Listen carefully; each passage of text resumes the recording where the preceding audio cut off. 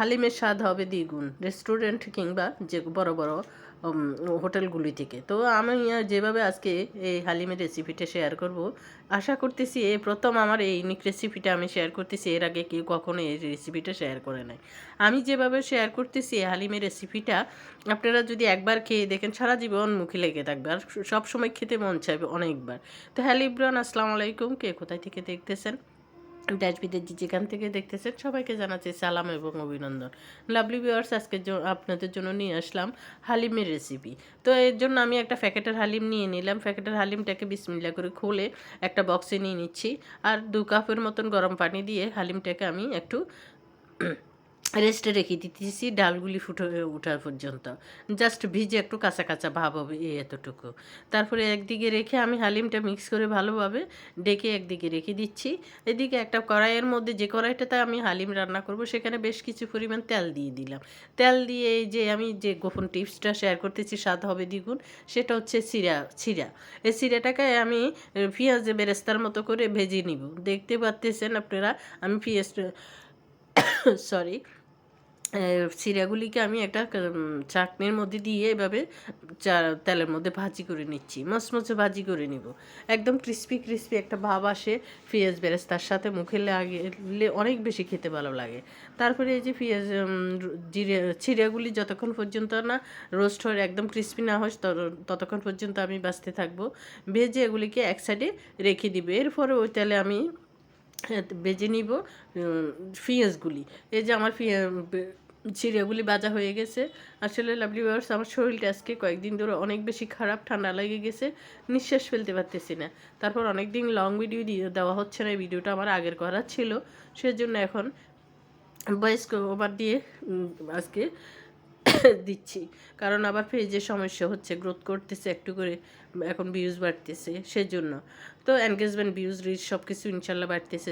তো সেজন্য একটা লং ভিডিও না দিলে তো হয় না। তো এই যে ওই তেলে আবার এখন আমি পেঁয়াজ দিয়ে দিচ্ছি।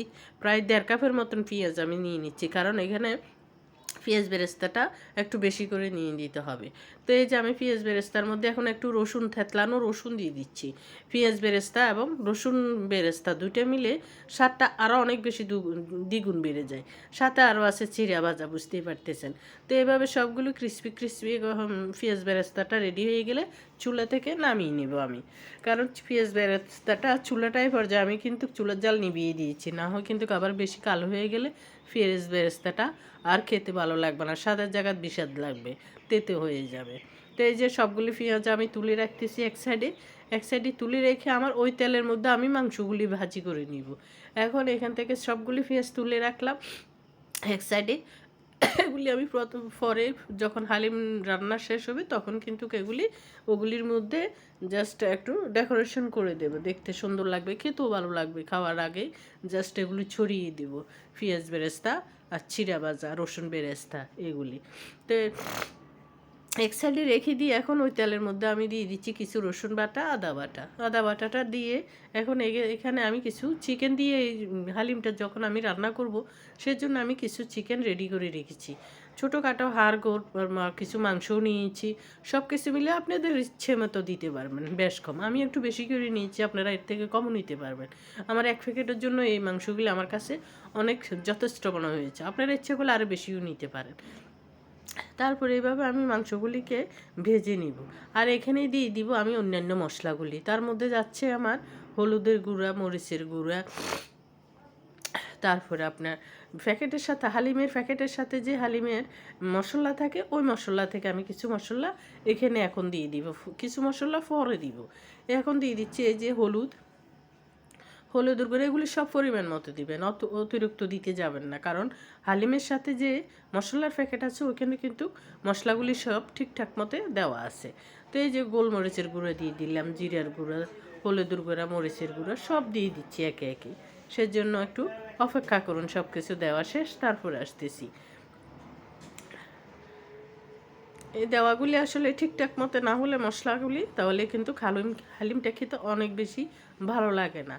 তারপরে দিয়ে দিচ্ছি লবণ, আর একটু করে চিনি দিয়ে দিবেন, তাতে হবে কি আপনার চিকেনটা ভিতরে জুচি থাকবে, খেতে অনেক বেশি ভালো লাগবে। ভাজাটা মানে আপনার কাছে মুখে দিলে চিকেনটা আরও অনেক বেশি খেতে ভালো লাগবে। হালিমের সাথে যখন চিকেনটা মুখে পড়বে একটু করে চিনি দিয়ে দিবেন, বেশি না, হাফ চামচ পরিমাণ। তো আমি দিয়ে দিচ্ছি আসলে এরপরে দিয়ে দিচ্ছি হালিমের সাথে যে মশলাটা থাকে ওই মশলাটা থেকে এখন আমি হালিমের মশলা এখানে কেটে তারপরে দিয়ে দিচ্ছি। আসলে রান্নাগুলি সবসময় আমরা করি না বা করা হয় না, মাঝে মাঝে করি, তখন একটু মনোযোগ দিয়ে করলে খেতে ভালো লাগে। আর হালিম এগুলি আসলে মাঝে মাঝে খাওয়া দরকার। রমজান আসলে আসলে সাধারণত আমাদের ঘরে ঘরে এই হালিমটা অনেক বেশি খাওয়া হয়, ঈদে রান্না করা হয়। আমার কাছে ভালো লাগে, আমার ফ্যামিলিতে সবাই পছন্দ করে। আপনারা হয়তো দেখেছেন আমি আলিফ হোটেল থেকে একদিন আমার হাজব্যান্ড বলাতে ওর বন রক্ষার্থে আমি নিয়ে আসছি, না হয় কিন্তু আমি ঘরে রান্না করে দিতাম। আর আমি একটু আমার কাজে যাচ্ছিলাম, মার্কেটে আসতে দেরি হয়ে যাবে, সেই জন্য নিয়ে আসছিলাম। হাফ কিলো হালিম আপনারা জানেন 350 টাকা রাখছে, কিন্তু 6-7 পিস ছোটো ছোটো 6-7 পিস মাংস ছিল। কিন্তু একটা কথা, খেতে অনেক বেশি ভালো লেগেছে। আমরা যে ঘরে রান্না করি তার থেকে ভালো হয়েছে, সেটা মানতে হবে।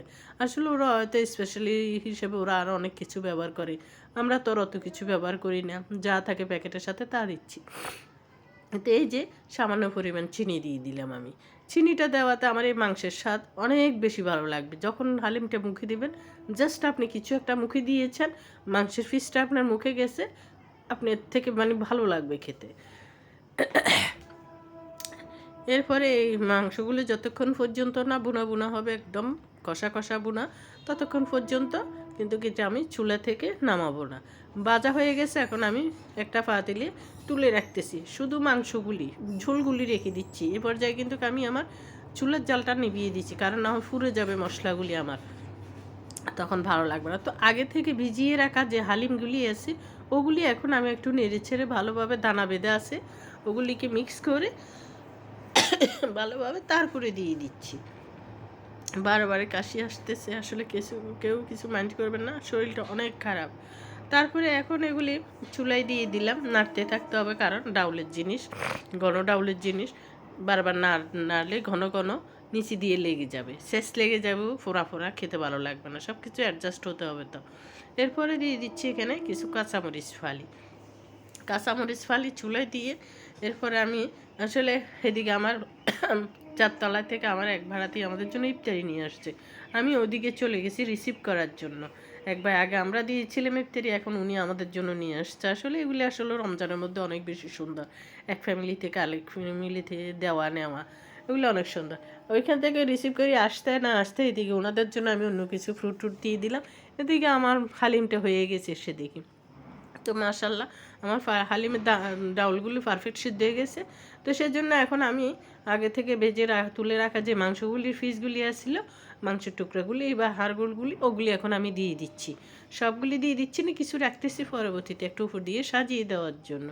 দিয়ে তারপর আমি একটা দিয়ে একটু কিছুক্ষণ নেড়ে ছেড়ে দিব। এতে বেশি অনেকক্ষণ রাখা লাগবে না, কারণ মাংসগুলি আগে থেকে সিদ্ধ ভাজি করে রাখা আছে, রান্না করা, অতএব রান্না হওয়ার একটা ওই ঝামেলাটা থাকবে না। আর বেশি অনেকক্ষণ চুলে রাখলেও কিন্তু মাংসটা খেতে ভালো লাগবে না, কারণ ভুনা ভুনা যে একটা স্বাদ, ওই স্বাদটা চলে যাবে। তো এখন এই পর্যায়ে আমি আর একটু তেল দিয়ে দিচ্ছি, দিয়ে তারপর আমি চুলা থেকে নামিয়ে নেব। নামানোর পরে আমি এটাকে ডেকোরেশন করব। আমার তৈরি করা যে সিরা ভাজা আছে, পেঁয়াজ বেরেস্তা, রসুন বেরেস্তা, ওগুলি দিয়ে, আপনারা হয়তো দেখেছেন, ওগুলি আমি আগে রেডি করে রেখেছি। তো পারফেক্ট হয়ে গেছে আলহামদুলিল্লাহ। এখন আর চুলা থেকে নামানোর পালা। চুলা থেকে নামিয়ে একটা বড় ফেয়ালায় ঢেলে নিব সবগুলি হালিম। এখন হালিমগুলি ঢেলে নিয়ে আমি ডেকোরেশন করে নিই। উপর থেকে একটু মশলা মাংস ছিটিয়ে দিলাম, আগে থেকে রেডি করে রাখা যে মাংসগুলি রেখেছিলাম। আর এদিকে এই যে আমার চিড়া ভাজা, স্পেশাল চিড়া ভাজা, যেটা আমি হালিমের উপরে দেওয়ার জন্য রেডি করে রেখেছি, এখন উঠে এখানে ছিটিয়ে দিচ্ছি। মাশাল্লাহ, এই হালিমের সাথে চিড়া ভাজাটা দেওয়াতে সবাই প্রশংসা করেছে, সবাই খেয়ে অনেক খুশি, বলে যে আনকমন একটা পরিবেশনা হালিম। এরকম চিড়া ভাজা হালিমের সাথে কেউ খাই নাই বলতেছে। ওই দিন ইফতারিতে আমার কাজের মেয়েটাকে দিলাম, আমরা সবাই খেলাম, অনেক বেশি খুশি হয়েছে সবাই। তো এই যে পেঁয়াজ বেরেস্তা, রসুনের বেরেস্তাও দিয়ে দিলাম। তো আলহামদুলিল্লাহ, এটা জাস্ট ইফতারের আগে করেছিলাম, রেডি করেছিলাম। আসলে ইফতারে যে পেয়ালায় তুলেছি ওইটার ভিডিও করা হয়নি। তো কেমন লাগলো আমার এই স্পেশাল রেসিপিটা যদি লাভলি ভিউয়ার্স আপনাদের কাছে ভালো লাগে থাকে তাহলে ছোট্ট একটা কমেন্ট করে যাবেন, ফেস থেকে দেখে থাকলে ফলো দিয়ে যাবেন, আর যদি ইউটিউব থেকে দেখে থাকেন তাহলে একটা সাবস্ক্রাইব করে যাবেন, লাইক কমেন্ট করতে তো ভুলবেন না সবাই।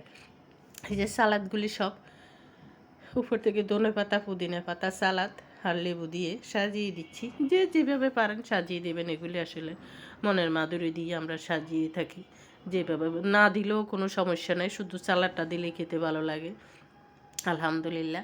আর খাওয়ার সময় আমরা ফেলায় যখন নিছি তখন আবার ওই পেঁয়াজ বেরেস্তা সাথে ছিঁড়ে ভাজাটা দিয়েছিলাম রসুনের বেরেস্তার সাথে, অল্প অল্প উপর দিয়ে ছিটিয়ে দিয়েছি, জাস্ট খেতে অনেক বেশি ভালো লেগেছে।